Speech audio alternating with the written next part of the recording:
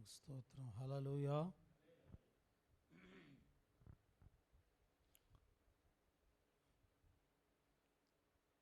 మన ప్రభు అయిన యేసుక్రీస్తు నామములో అందరికీ వందనాలండి. గడిచిన వారమంతా కూడా ప్రభు కాపాడి మరొక శ్రేష్టమైన శనివారం రాత్రిలోకి మనం ప్రవేశించాం. దేవుడిచ్చిన గొప్ప అవకాశం. మన ఆయుష్కాలం దేవుని చేతుల్లో ఉన్నది. ప్రతి గడియ దేవునికి తెలుసు. మనం ఏమై ఉన్నామో అది దేవుని కృప అయి ఉన్నది. బిడ్డలారా, మరి ఈ రాత్రి దేవుని వాక్యం మనం ధ్యానం చేద్దాం. తిమోతికి రాసిన 2వ పత్రికలో 4 అధ్యాయాలు ఉన్నాయి.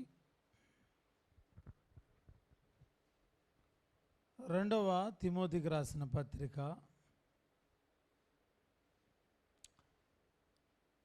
అపోస్తలుడైన పౌలు తిమోతికి రాసిన 2వ పత్రిక అన్నమాట. ప్రతి అధ్యాయంలో ఇద్దరిద్దరు పేర్లను దైవజనుడైన పౌలు గారు ప్రస్తావించారు. ప్రతి అధ్యాయంలో 2 మనుషుల పేర్లు ఉన్నాయి. 4 అధ్యాయాల్లో 4 జంటలు ఉన్నారు.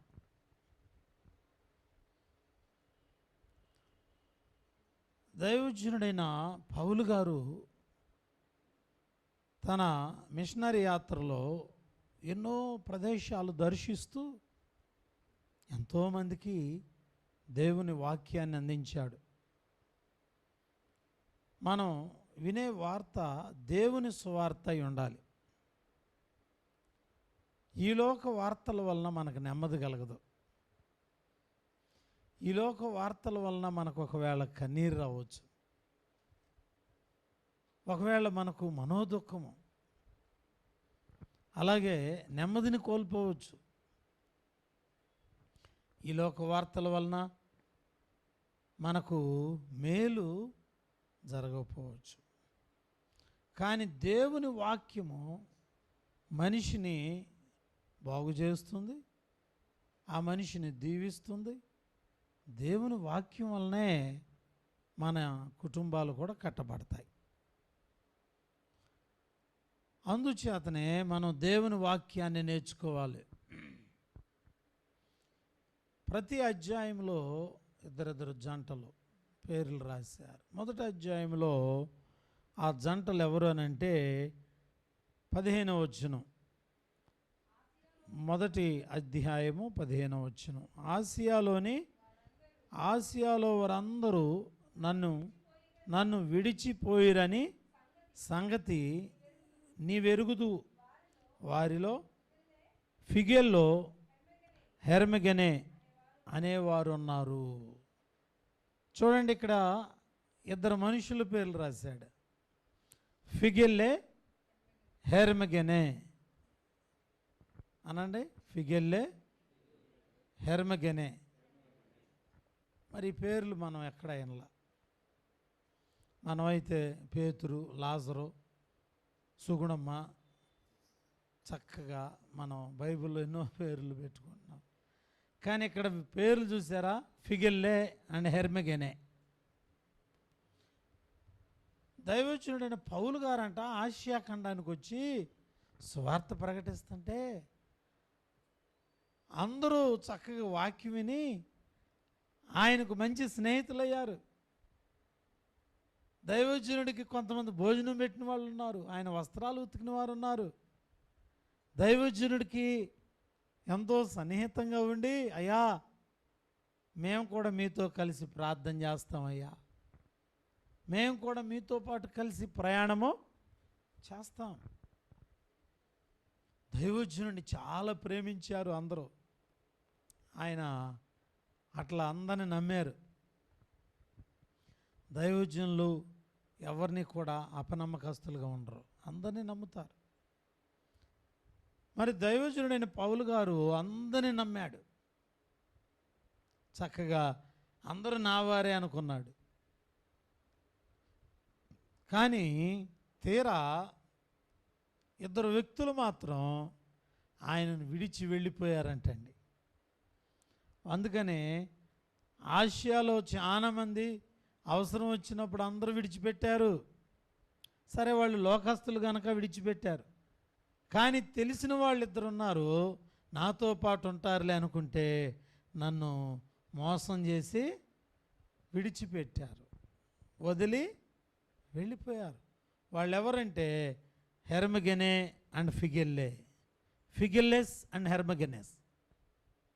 చూడండి, అంటే దైవజనుడు ఏం చెప్తున్నాడంటే, ఓ తిమోతి, అందరిని నమ్మొద్దు, అందరూ నా వారే అనుకో, మాకు అందరూ కూడా మనం కూడా మనవాళ్ళే అనుకోకూడదు.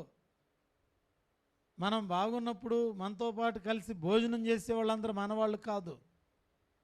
మనకు కష్టం వచ్చినప్పుడు, మనం బాధలో ఉన్నప్పుడు ఎవరైతే మనకు తోడుగా నిలబడతారో వారే నిజమైన బంధువులు, నిజమైన ఆత్మీయ సహోదరులు అవుతారు. ఈ లోకంలో చాలామందికి వాళ్ళకి ఇష్టమైనట్టు కనుక మనం ప్రవర్తించామనుకో మనతో ఉంటారు. కానీ వారికి ఇష్టం లేని పని కనుక చేసామనుకో మనల్ని వదిలి వెళ్ళిపోతారు. మనం దేవునికి ఇష్టంగా బ్రతకాలా, మనుషులకు ఇష్టంగా బ్రతకాలా?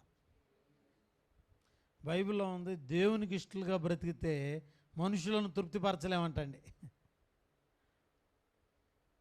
ఒకవేళ నీవు మనుషులను తృప్తిపరచాలనుకుంటే దేవుణ్ణి తృప్తిపరచలేవు. ఏది కావాలో కోరుకోండి. మనమేమో వాళ్ళు ఏమని అనుకుంటారేమో అనమాకలే, ఆమె ఏమని అనుకుంటుందేమో అనమాకలే అని మన మొహమాటం కొద్దీ సత్యాన్ని చెప్పకుండా ఉంటే దేవుడు అనుకుంటాడు, ఈవిడ సత్యం చెప్పట్లా, నాకు ఇష్టంగా ఉండట్లా, మనుషులకు ఇష్టంగా బ్రతుకుదాం. వద్దు వద్దు వద్దు, మనం మనుషులకు దూరం అయినా దేవునికి మాత్రం ఇష్టంగా బ్రతకాలి. దేవునికి స్తోత్రం. దేవుని బిడ్డలారా, దేవునికి ఇష్టంగా బ్రతికితే మనకు పరలోకం దొరికిద్ది. దేవునికి ఇష్టంగా బ్రతికితే ఆయన మనకు తోడై ఉంటాడు. ఈ లోకములో మనుషులు ఎంతమంది ఉన్నా దేవుడు విడిచిపెడితే మనం ఒంటరి వారమే. ఎందుకంటే మన ప్రాణాన్ని కాపాడేది మన దేవుడైన యెహోవా. మరి అందరూ తోడుగా ఉంటారులే అనుకుంటే అందరూ విడిచిపెట్టారు. సరే, ఇద్దరు మాత్రం ఉంటారులే అనుకుంటే వాళ్ళు కూడా నన్ను విడిచిపెట్టేశారు. సో మనం కూడా ఇక్కడ ఉన్నటువంటి వారు ఎవరిని విడిచిపెట్టొద్దు. ఒకరి కోసం ఒకరు ప్రార్థన చేయాలి. ఒకరి కష్టంలో ఒకరు మనం తోడుండాలమ్మా. ఎవరైనా ఒక వ్యక్తి చనిపోతే మనందరం తోడు ఉండాలి. మనం వెళ్ళిపోతే రేపొద్దున మన ఇంట్లో కష్టం కలిగినప్పుడు మనల్ని కూడా వదిలి వెళితే ఆ బాధ తెలిసిద్ది. అదేంటి అయ్యగారు, మరి నువ్వు కూడా వదిలేసావుగా, కనుక తప్పది. మనం ఎవరైనా కష్టం కలిగినప్పుడు నష్టం కలిగినప్పుడు మనందరం కూడా ఐక్యతను చాటాలి. బిడ్డలారా. చూడండి, మరి నిన్న మన ప్రియత సహోదరుడు, ఆత్మీయ బిడ్డ డేవిడ్, అందరూ కన్నీరు కార్చారు. ఆయనకి మనం ఎవరూ బంధువులం కాదు,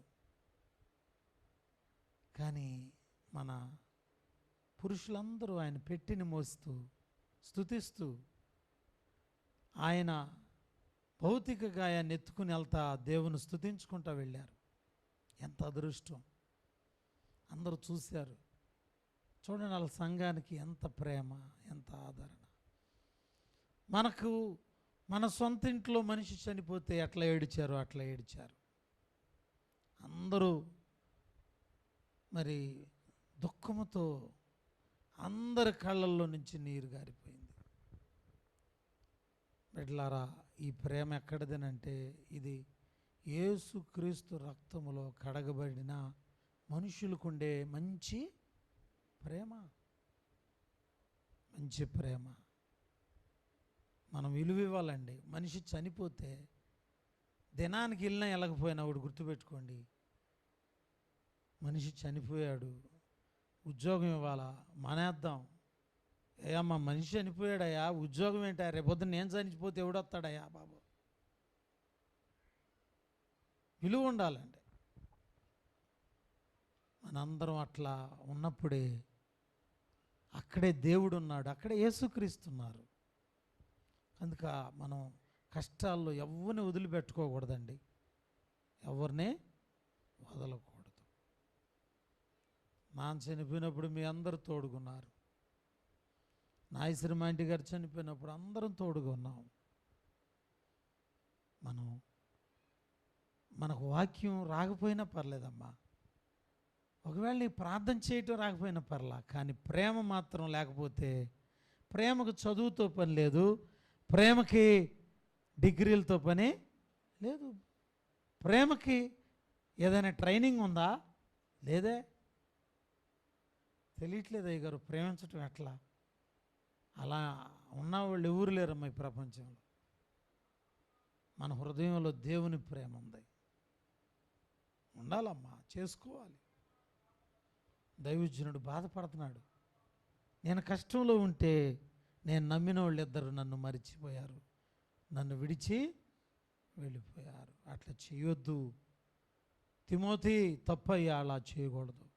ఏ మనిషి అయినా కష్టాల్లో ఉంటే వెంటనే వెళ్ళాలి. మనం పని మానుకునైనా, మన యొక్క కాలేజీలు, స్కూళ్ళు, మనం వెళ్ళేటటువంటి డ్యూటీలైనా మానుకుని ఉండాలి. హల్లెలూయా బిడ్డలారా. కనుక మరిచిపోవద్దు. ఫిగెల్లే అండ్ హెర్మెగనే అనే ఇద్దరు నన్ను విడిచి వెళ్ళిపోయారు అని బాధపడతా మాట్లాడుతున్నాడు. తర్వాత 2వ అధ్యాయంలో మరొక ఇద్దరు పేర్లు రాశాడు. ఏంటి వీళ్ళిద్దరూ అని అంటే, చూడండి, మనం 2వ అధ్యాయంలోకి వెళితే 16వ వచనం, అపవిత్రమైన వట్టి మాటలకు విముఖుడు ఉండుము. అలా మాట్లాడేవారు మరి ఎక్కువగా భక్తిహీనులగుదురు. కొరుకుడు పుండు ప్రాకినట్టు వారి మాటలు ప్రాకును. వారిలో హిమనయును ఫిలేతను వారు ఉన్నారు. వారు పునరుద్ధానమును గతించినని చెప్పుచు సత్య విషయము తప్పిపోయి కొందరు విశ్వాసమును చెరుపుచున్నారు. చాలు చాలు. మనకు 2వ అధ్యాయంలో ఇద్దరు వ్యక్తులు కనబడుతున్నారు. మొదటి అధ్యాయంలో ఉన్న ఇద్దరు వ్యక్తులు వారు ఏం చేశారమ్మా? మొదటి అధ్యాయంలో ఉన్న ఇద్దరు వ్యక్తులు ఏం చేశారు? దైవజనుల్ని విడిచిపెట్టారు. కష్టకాలంలో ఉన్నప్పుడు వదిలి వెళ్ళిపోయారు. 2వ అధ్యాయంలో మరొక ఇద్దరు పేర్లు రాశారు, హిమనయును ఫిలేతు. వీళ్ళిద్దరు ఏం చేస్తున్నారంటే ఒట్టి మాటలు, అపవిత్రమైన ఒట్టి మాటలు చెబుతూ విశ్వాసులలో చేదు బీజాన్ని నాటి విశ్వాసులలో దేవుని ప్రేమను లేకుండా చేసి విశ్వాసులలో దేవుని పట్ల భయభక్తులు లేకుండా చేసి, దేవుడేముందాయా, ఏం చేస్తాడా, దేవుని వల్ల ఏంటి అని విశ్వాసులను భ్రష్టు పట్టేస్తున్నారు వీళ్ళు. చాలా బాధకరంగా ఉంది. వీళ్ళ పేరేంటంటే హిమనయును ఫిలేతు. వీళ్ళు ఎలాంటి వారంటే వీళ్ళు భక్తిహీనులు అంటండి. వీళ్ళ మాటలు ఎలా ఉన్నాయంటే కొరుకుడు పుండు ప్రాకినట్టుగా పాకుతున్నాయి అంటండి. ఏం మాటలు ఇలా మాట్లాడాయి? ఏం మాటలు తెలుసా? ఒట్టి, అక్కడ రాశారు, అపవిత్రమైన ఒట్టి మాటలు. చూసారమ్మా? అపవిత్రమైన ఒట్టి మాటలు. చాలా జాగ్రత్తగా మనం మాట్లాడాలి. మనం ఎవరితోనైనా మాట్లాడితే ఒకవేళ వారిలో దేవుని పట్ల ఒక విశ్వాసం తక్కువగా ఉంటే మనం చెప్పే మాటను బట్టి వారి విశ్వాసం తారాస్థాయిలో 100 డిగ్రీలు పెరగాలి. హల్లెలూయా. మనం ఒక వ్యక్తితో మాట్లాడితేనంట ఆ వ్యక్తిలో ఒకవేళ దేవుని గురించి నెగిటివ్ థాట్స్ ఉంటే మన వల్ల వాళ్ళకి పాజిటివ్ థాట్స్ రావాలి. ఏదైనా ఒక కుటుంబం చిక్కుల్లో ఉండి సమస్యలో ఉండి దేవుడు చేయగలుగుతాడా లేదా అని ఒకవేళ రెపరెపలాడుతూ ఉంటే వాళ్ళకు మనం ఎట్లాంటి మాటలు చెప్పాలి తెలుసా? బలమైన విశ్వాసపు మాటలు చెప్పాలి. కానీ ఒట్టి అపవిత్రమైన మాటలు చెప్పకూడదు. అలా చెప్పిన వాళ్ళిద్దరు పేర్లు రాశారు, హ్యుమనయును ఫిలేతు. వీళ్ళ పని ఏంటంటే ఎక్కడికి బండి పెడితే అక్కడికి వెళ్ళటం, మనుషుల్లో దేవుని పట్ల విశ్వాసం లేకుండా చేసేస్తున్నారు. ఏముందక్క చర్చికి వెళ్ళపోయిన పర్రే ఎల్లవయ్య, చర్చిలో ఏముందక్క, దేవుళ్ళు ఏముందక్క, దేవుడు దేవుడు అంటున్నావు, ఏం చేశాడు నీకు దేవుడు? దేవుడు కాదక్క, మనం వాస్తుని నమ్మాలి. దేవుడు కాదక్క, కొన్ని మనం మంత్రాలు తంత్రాలు ఇంటికి కట్టుకోవాలక్క. దేవుడి వల్ల ఏమవుదక్క, పాస్టర్ గారి వల్ల ఏమవుదో, విశ్వాసుల వల్ల ఏమవుదక్క, ప్రార్థన చేసిన కార్యం జరగదో అని చాలామంది ఇలా ఈ రోజుల్లోనట ఇట్లా లోకస్తులు తయారయ్యారు. లోకస్తులు చాలా తయారయ్యారు. చాలామంది మరి వివాహాలు పెళ్ళిళ్ళు చాలామందికి చేశాను నేను. కొంతమంది పెళ్ళి పెట్టడానికని వస్తారు దగ్గరికి, వచ్చి మంచి విశ్వాసుల్లాగా వస్తారు. వచ్చి అయ్యగారండి మరి ఆగస్టు 21వ తారీఖు ఉదయం మీకు చెబుతున్నాం అయ్యగారు 7 గంటల 15 నిమిషాలకి మంగళసూత్రం కట్టించాలి మీరు అని నాకు చెబుతున్నారండి. నాకు ఏమైద్దయ్యా 7 గంటల 12ంటికి కడతాం, ఏమైద్దయ్యా అని కత్తప్పయ్య గారు సంసారం నిలబడదు. 7 గంటల 15 నిమిషాలు కట్టితేనే నిలబడిద్ది. మరి అది నిజంగా బైబిల్లో ఉందమ్మా? లేదు.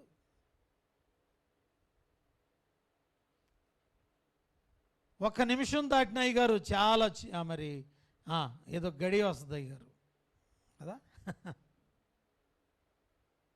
అట్లాంటి పెళ్ళిళ్ళకి నేను 10:30కి వెళ్తా.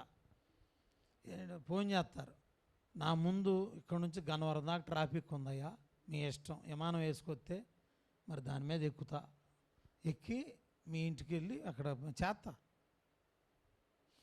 చాలా చికాకుగా ఎన్నో రకాల చికాకులు పెడతా. ఇట్లా మనకి టయాలు దిడియలు ఇవన్నీ పెడితే అదన్నీ జరిగే పనులు కాదు. బిడ్డలారా, మనం మరి తిథియులు గడియలు ఇవన్నీ చూడడానికి మనం అన్యులము కాదు. హల్లెలూయా కదా. కొంతమందికి ప్రయాణమే వెళతా ఉంటే ఏదైనా ఎదురొచ్చిందనుకోండి, తు అనుకుని మళ్ళీ ఇంటిలోకి వెళ్తాం. మళ్ళీ గబాబు కాళ్ళు చేతులు కడుక్కొని మళ్ళీ ఉమ్ముయటం, ఇట్లా వెళ్తూ ఉంటే మనకి ఇంకెక్కడ విశ్వాసం ఉంది దేవుని పట్ల కదా. మనమట ఈ లోకపు ఆచారములను మనం అవలంబించకూడదు. అట్లా అవలంబిస్తే ఖచ్చితంగా భయపడుతున్నావు. బైబిల్లో ఉంది, మరణమును జయించిన యేసయ్య మరణ భయము నుండి తప్పించాడు. ఏ భయం నుంచి? భయం. నువ్వు ఏదైనా ప్రతి దానికి ఇలా చేస్తే చనిపోతారంటున్నావు కదా, నీకు మరణ భయం ఉంది. మరణ భయం దేని వలన వస్తుందంటే నువ్వు నమ్మిన సిద్ధాంతాల వల్ల వస్తుంది. అయితే యేసుక్రీస్తు దాన్ని చంపి దాన్ని పాతరేసి సమాధి చేశాడు. ఆయన అంటున్నాడు, మరణ భయం నుంచి నేను తప్పించడానికి వచ్చానన్నాడు. దేవుని బిడ్డలారా, దేవునికి స్తోత్రం. కనుక ఇక్కడున్న మనందరం గుడ్డిగా బ్లైండ్గా నమ్మేయటమే. దేవునికి అసాధ్యమైనదేమీ లేదు. ఇది నీకు జరగదమ్మా అని ఎవరైనా అపవిత్రమైన ఒట్టి మాటలు ఎవరైనా చెబితే నమ్మొద్దు. యెహోవాకు అసాధ్యమైనది ఏదైనా కలదా? మంచి ప్రశ్న అడిగారు. ఆయనకు అసాధ్యమైనది ఏమీ లేదు కదా. మరణమును జయించి తిరిగి లేచిన ఆయనకి ఏమి అసాధ్యం ఉన్నది? కనుక ఇద్దరు వ్యక్తులంట సమాజాన్ని పాడు చేస్తున్నారు. ఏం మాటలు చెబుతున్నారమ్మా? అపవిత్రమైన ఒట్టి మాటలు. అక్క ప్రార్థన చేయకపోయిన పర్లా, కొద్దిసేపు సినిమా చూస్తే ఏమైంది అక్క, చిన్న పాపమేగా, ఏమవుదు కదా, లేకపోతే చిన్న తప్పేగా, చిన్న మిస్టేకేగా, వద్దు అలాంటి మాటలు వినొద్దు. మనమంట చిన్న పాపమైన పెద్ద పాపమైన విషమే, పాయిజన్ అది. కనుక మనం జాగ్రత్తగా ఉండవలసిన వారమైనా. కనుక 2వ అధ్యాయంలో ఉన్న ఇద్దరు జంటలు ఉన్నారు. వారు ఎలాంటి వారంటే అపవిత్రమైన ఒట్టి మాటలు చెప్పేవారు. హ్యుమనయును ఫిలేతు. తర్వాత 3వ అధ్యాయానికి వెళదాం. 3వ అధ్యాయంలో కూడా ఇద్దరు వ్యక్తులు ఉన్నారు. 3వ అధ్యాయం 8వ వచనం చదువుదాం. ఎన్నే ఎంబ్రే అనువారు మోషేను ఎదిరించినట్లు వీరును చెడు మనసు కలిగి విశ్వాస విషయంలో భ్రష్టులై సత్యమును ఎదిరింతురు. ఇక్కడ ఒక జంట కనపడుతున్నారమ్మా. వీళ్ళ పేర్లు ఏంటంటే ఎన్నే ఎంబ్రే. చెప్పండి, ఎన్నే ఎంబ్రే. వీళ్ళు ఎవరోనంటే మోషే కాలంలో మోషేని ఎదిరించారంట. వీళ్ళు దైవజ్ఞుని ఎదిరించారు. పాత నిబంధన కాలంలో మనం మరి గమనించినట్లయితే మోషే ఐగుప్తు దేశానికి వెళ్ళి ఫరో దగ్గర మాట్లాడుతూ ఫరోని అన్నాడు, ప్రభువా, చాలా మంచిగా పలకరించి గౌరవంతో మాట్లాడాడు. మై లార్డ్, అయ్యా ఫరో గారు, ఇక్కడ మా వాళ్ళు 6 లక్షల మంది పైగా ఉన్నారు, మా దేశానికి వెళ్ళిపోతామయ్యా, దయచేసి మమ్మల్ని ఈ దేశము నుండి మాకు విడుదల దయచేయండి. ఇన్నాళ్ళు మేము చేసిన కష్టం చాలిక ఇక మేము మా దేశానికి వెళ్ళిపోతాం అని చెబితే ఫరో అన్నాడు, ఎవడరా మీరు అని అన్నాడు. అయ్యా నేనయ్యా. ఎవడు నువ్వు? నేను యెహో దేవుడి యొక్క బిడ్డనయ్యా. అసలు యెహోవా ఎవడరా బాబు? ఇదే అన్నాడు. యెహోవా ఎవడు? నువ్వెవడివి? ఎలా? అప్పుడు తప్పయ్యా, జాగ్రత్త ఫరో, నేను నమ్మిన దేవుడు ఎవరో తెలుసా అని అన్నాడు. ఎవరయ్యా అని చెప్పి అప్పుడు మన మోషే తన కర్రను కింద పడవేశాడు. ఏమైంది? పామైంది. అప్పుడు ఫరో అన్నాడు, ఇట్లా కర్రల్లో నుంచి పాములు రావటం మీ దేవుడే కాదు, మా దేవుడు కూడా చేస్తాడు, పిలవండ్రా మనవాళ్ళని అన్నాడు. అప్పుడు వచ్చారు. ఎవరంటే ఎన్నే ఎంబ్రే. వీళ్ళు కూడా వచ్చి కర్రలేసారంటండి. వీళ్ళ కర్రల్లో నుంచి కూడా ఏమొచ్చింది? పాములు వచ్చినాయి. చూసా, మ్యాజిక్ అన్నమాట. అయితే మోషే కర్రల నుంచి వచ్చిన పాము మాంత్రికుల కర్రల నుంచి వచ్చిన పాములను ఏం చేసిందంటే గొటామని మింగేసింది. మింగి అమాంతంగా చక్క కోడిగుడ్డు మింగినండి మింగింది. వాళ్ళు ఇదేంట్రా మన పాములు మింగేసింది, ఇది మన పావులు వాళ్ళు మింగాలుగా అనంటే మింగేసి అమాంతంగా మోషే కర్రలో నుంచి వచ్చిన పాము చక్కగా నిలబడి ఉంది. అప్పుడు వాళ్ళకి అర్థమైంది ఇదేంటి అని. వాళ్ళను మోషేని ఇష్టం వచ్చినట్టుగా వారంట ఎదిరించారు. మోషే చెబుతున్నాడు, మా దేవుడు పవర్ ముందు మీ దేవుళ్ళు ఎవడో నిలబడలేరు. నేను మర్యాదగా చెబుతున్నా, మా వాళ్ళని పంపించు. మోషేని ఎదిరించిన వారి పేర్లు రాశారు. దైవజ్ఞుడైన మోషేని ఎదిరించారంట. ఏమని ఎదిరించారంటే, మీ దేవుడెవడు, మీ యొక్క దేశం పేరేంటి, అసలు మీరెవరయ్యా, ఎదిరించారు. మీరు నమ్మిన దేవుడు ఒక దేవుడా మా దేవతల ముందు? చూడండి, ఐగుప్తీయులకున్న గర్వం ఏంటంటే వాళ్ళ దగ్గర సైన్స్ ఎక్కువ ఉంది. వాళ్ళ దగ్గర ఎంత సైన్స్ ఉందంటే, మంచి మెడికేషన్. ఒక మనిషి చనిపోతే ఆ డెడ్ బాడీని వేల సంవత్సరాలు మంచిగా ప్రిజర్వ్ చేసి మరి మమ్మీలుగా తయారు చేసి టెక్నాలజీ అప్పుడులోనుంది వాళ్ళకి. అందుకని వాళ్ళ దగ్గర డాక్టర్స్ ఉన్నారు, అందుకని గర్వం వాళ్ళకి. అలాగే వాళ్ళ దగ్గర టెక్నాలజీ ఉంది. ఏం టెక్నాలజీ అంటే, పిరమిడ్లు కడతారు. పిరమిడ్లు ఉన్నాయి ఇప్పుడు కూడా ఐగుప్తులో. 7 వండర్స్లో ఒక వండర్ ఏంటంటే పిరమిడ్స్, వాళ్ళు కట్టినయే. మరి ఎట్లా కట్టారు అర్థం కావట్లా. టెక్నాలజీ ఇది క్రీస్తుకు పూర్వం 3000 సంవత్సరాల క్రితం ఉంది. అలాగే ఐగుప్తీయులకు ఉన్నటువంటి ఇంకోటి ఏంటంటే, వాళ్ళ దగ్గర రథాలు గుర్రాల బలం ఎక్కువ. చూడండి, ఇశ్రాయేలు ఎర్ర సముద్రం దగ్గరకు వచ్చినప్పుడు ఫరో గుర్రాలు రథాలు వచ్చాయి. వాళ్ళు ఎలా వస్తున్నారు తెలుసా? వాళ్ళ రథాల గుర్రాల శబ్దాలు ఆకాశమును కంటిందంట. ఆ ధూపం అంటే అంత బలమైన గుర్రాలు ఉన్నాయి. మిలిటరీ వాళ్ళు ఉన్నారు వాళ్ళ దగ్గర, అందుకని వాళ్ళ గర్వం. అలాగే ఐగుప్తీయులకు విద్య ఉన్నది. ఇలా చాలా ఉన్నాయి వాళ్ళ దగ్గర. అందుకని వాళ్ళు ఏంటంటే, ఎవరయ్యా మీ దేవుడు, మేము ఎంత చదివాం అనుకుంటున్నావు అని అంటున్నారు. చాలామంది అంటే అలవా యేసుక్రీస్తులేడు అలవని, మేము చదివింది మాస్టర్ డిగ్రీ డాక్టరేట్ చదివాం.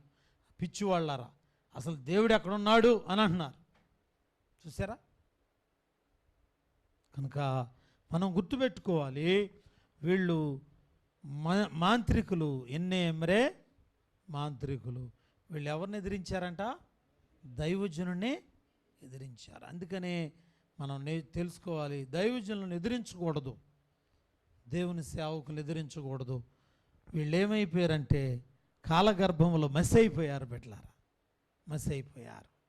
దేవుని సేవకుడి మీద తిరగబడ్డారు, సేవకుని ఎదిరించారు. చేతులు ఎండిపోయాయి, వాళ్ళ మంత్రాలు ఎండిపోయినాయి, వాళ్ళ జీవితాలు మసైపోయినాయి. బిడ్డలారా, కనుక దైవజనుడి మీద తిరగబడ్డం కానీ, దేవుని సేవకుడికి వ్యతిరేకంగా కానీ ఎవరు ఉండకూడదు. తర్వాత చివరిగా చూస్తే బిడ్డలారా, 4వ అధ్యాయంలో మరొక ఇద్దరు కనపడుతున్నారు. 10వ వచనం, దేమ యెహోలోకమును స్నేహించి నన్ను విడిచి తెస్సలోనియాకు వెళ్ళెను. 14వ వచనం, అలెగ్జాండ్రో అను కంచరివాడు నాకు చాలా కీడు చేసిన. చూసారా, ఇద్దరు వ్యక్తులు కనబడుతున్నారు 4వ అధ్యాయంలో. దేమా, అలెగ్జాండ్రో. చెప్పండి, దేమా, అలెగ్జాండ్రో. వీళ్ళిద్దరు ఏం చేశారు తెలుసమ్మా?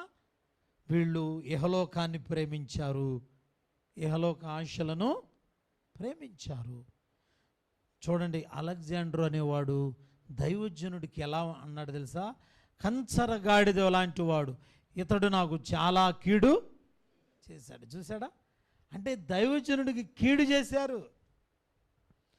దేవుని బిడ్డలారా, వీళ్ళిద్దరూ దేవుని సేవకునికి కీడు చేశారు. బాధపడ్డాడు. ఒకవేళ మనం కూడా ఎవరికి కీడు చేయొద్దని హెచ్చరిక చేస్తున్నాడు. నీ తోటి సహోదరికి, నీ తోటి సహోదరునికి ఎవ్వనికి కూడా కీడు చేయొద్దు, దేవునికి అప్పచెప్పండి. ఇహలోకమును ప్రేమించవద్దు, ఇహలోక ఆశలను ప్రేమించవద్దు. దేమా, అలెగ్జాండ్రో వీళ్ళిద్దరూ లోకాన్ని ప్రేమించారు, నన్ను కూడా ద్వేషించి నాకు కీడు చాలా చేశారని దైవజనుడు దుఃఖముతో ఈ లెటర్ రాస్తున్నాడు. బిడ్డలారా, వేదనతో రాస్తూ ఉన్నాడు. కనుక మనం కూడా ఎవరికి కీడు చేయొద్దు. చెడ్డగా మాట్లాడవద్దు, ప్రార్థన చేయటం మానవద్దు, కన్నీరు కార్చడం మానవద్దు, దేవుని మందిరాన్ని విడిచిపెట్టవద్దు, పరిశుద్ధ జీవితాన్ని మర్చిపోవద్దు. ఈ లోకము మనలను ఎన్నో ఆశలు చూపిస్తూ ఉంది. ఇహలోకపు ఆశలు మనుషులను ఎంతోమందిని పాడు చేసుకుంటూ వస్తూ ఉంది. ఈరోజున ఎక్కడ చూసినా లోకములో విందు వినోదాలు, పబ్బులు, డ్యాన్సులు, నాట్యములు, త్రాగుబోతనము, వ్యభిచారము, సంతోషకరమైన ఎన్నో చిందులు వేస్తూ ఉంటే అవన్నీ చూసి దేవుని పిల్లలమైన మనం మత్సరపడవద్దు, గలిబిలవద్దు. నాకు ఈ సంతోషం లేదేంటి, వీళ్ళింత హ్యాపీగా ఇంత ఎంజాయ్ చేస్తున్నారు, నేను కూడా వీళ్ళతో కలిసి ఎంజాయ్ చేయలేకపోతున్నాను, ప్రార్థన పరిశుద్ధత అని కాళ్ళు చేతులు కట్టేస్తున్నారు అని అనుకోమాకండి. ఎందుకంటే వాళ్ళ చిందులు, వాళ్ళ విందులు తాత్కాలికమైనవి. కారణం వారు రేపొద్దున నిత్యత్వంలో నరకములో కాలబోతున్నారు బిడ్డలారా. భక్తిహీనులు అడివి పువ్వులే వికసించెదరు, కానీ అది వాడిపోయి ఎక్కడ పడిపోద్దో దానికి తెలియదు. ఈ రాత్రి కొద్దిమంది అయిన మనం దేవుని బిడ్డలారా, దేవుని అంబుల పొదులో ఉన్నాం, ఆయన కౌగిట్లో ఉన్నాం. గుర్తుపెట్టుకోండి, ఈ లోకంలో ఉన్న మనుషులను చూసి, వారు చేస్తున్నటువంటి ఆనందాలను చూసి మత్సరపడవద్దు, ఆశపడమాకండి. అందులో విషమున్నది, అందులో దుఃఖమున్నది, అందులో విషాదం ఉంటుంది చివరికి. బిడ్డలారా, వాళ్ళున్న విశాల మార్గం వాళ్ళు ఇష్టం వచ్చినట్టుగా చేస్తున్నారు కనుక ఒక రోజున వారి ముగింపు ఘోరంగా ఉంటుంది, పతనమైపోతారు. కానీ దేవుని భక్తిలో, పరిశుద్ధతలో ఉన్న మనం, యథార్థతలో ఉన్న మనం అంట రారాజుతో నిత్యము సంతోషంగా మనం ప్రియులారా సింహాల వలె బ్రతకబోతున్నాం బిడ్డలారా. హల్లెలూయా. దేవుని బిడ్డలారా, అప్పుడు వాళ్ళు చూసి అయ్యో దుఃఖపడతారు. చూడండి, ధనవంతుడు లాజరు కథలో మనం చూస్తున్నాం. ధనవంతుడు ఈ లోకంలో విచ్చలవిడిగా జీవించాడు, ఆనందపడ్డాడు, చిందులు వేశాడు, కోరిన తిండి తిన్నాడు, కోరిన బట్ట కట్టుకున్నాడు, ఎక్కడికి పడితే అక్కడికి వెళ్ళాడు, సంతోషపడ్డాడు. కానీ లాజరట పేదవాడిగా బ్రతికాడు, తన్ను తాను కాపాడుకున్నాడు. కానీ మరణమైన తర్వాత ఆపోజిట్ జరిగింది. ధనవంతుడేమో నరకానికి వెళ్ళాడు, పేదవాడేమో అబ్రహాము రొమ్మున ఆనుకుని సంతోషంగా ఉన్నాడు. ధనవంతుడు అగ్నిలో కాలిపోతూ కేకలు పెడుతున్నాడు. ఎవరైనా రక్షించేవారు ఉన్నారా? ఎవరు లేరు బిడ్డలారా. కనుక భక్తిహీనుని ముగింపు అలా ఉంటుంది, పరిశుద్ధుని యొక్క తేజస్సు అలా ఉంటుంది దేవుని పిల్లలారా. కనుక తిమోతికి రాసిన ఈ పత్రికలో పౌలు గారు ప్రతి అధ్యాయంలో నుంచి 2 జంటల్లో ఇద్దరిద్దరు మనుషులను మాట్లాడాడు. మొదటి జంట ప్రియులారా ఫిగిల్లే అండ్ హెర్మగెనే. వాళ్ళిద్దరూ కూడా దైవజనుని కష్టకాలంలో వదిలేసి వెళ్ళిపోయారు. 2వ అధ్యాయంలో హిమనయును ఫిలేతు, వీళ్ళిద్దరూ విశ్వాసుల జీవితంలో భ్రష్టు మాటలు చెప్పి విశ్వాసంలో ఎదగనీయకుండా చేశారు. అండ్ థర్డ్ వన్, మూడోది ఎమ్రే, వీళ్ళు దేవుని సేవకుడి మీద తిరగబడ్డారు. నువ్వెవడో మాకు చెప్పటానికి అని తిరగబడ్డారు బిడ్డలారా. తిరగబడితే మోషే సాత్వికుడు, దేవుని సేవకులు కూడా సాత్వికులే, ఏమనలేరండి, మౌనంగా ఉంటారు. వారి పక్షాన దేవుడు యుద్ధం చేస్తాడు బిడ్డలారా. కనుక 4వ అధ్యాయంలో మనం చూస్తున్నాము దేమా, అలెగ్జాండరు, కంచరగాడిద లాంటి వాళ్ళు. వీరు చాలా కీడు చేశారు, దేవుని సేవకునికి కీడు చేశారు. దేవుని సేవకులకి ఎవ్వరు ఒకరికొకరు విశ్వాసులు కూడా కీడు చేసుకోకూడదు బిడ్డలారా. మనందరం దేవుని బిడ్డలతో సమానం కనుక ఎవ్వరికి హాని చేయొద్దు, కీడు చేయొద్దు. మన చేతనైతే మేలే చేద్దాం బిడ్డలారా. కనుక ఇది ఈ రాత్రి దేవుని పాఠం. మనం ప్రభు వైపు చూద్దాం, ప్రభులో ముందుకు కొనసాగుదాం, ప్రార్థన చేసుకుందాం. తల్లు వంచినట్లయితే ప్రార్థన చేద్దాం. ఒకరి తర్వాత ఒకరు ప్రార్థన చేయండి. దేవుడు మనతో మాట్లాడి మాటలను బట్టి ప్రార్థన చేసుకుందాం. బిడ్డలారా, ఈ రాత్రి కొద్ది నిమిషాలు మనందరం మోకరించి ప్రార్థనలో ముందుకు కొనసాగుదాం. బిడ్డలారా, మన జీవితాన్ని మనం పాడు చేసుకోవద్దమ్మా. ఇహలోకాన్ని స్నేహించమాకండి. ఇహలోకము అనగా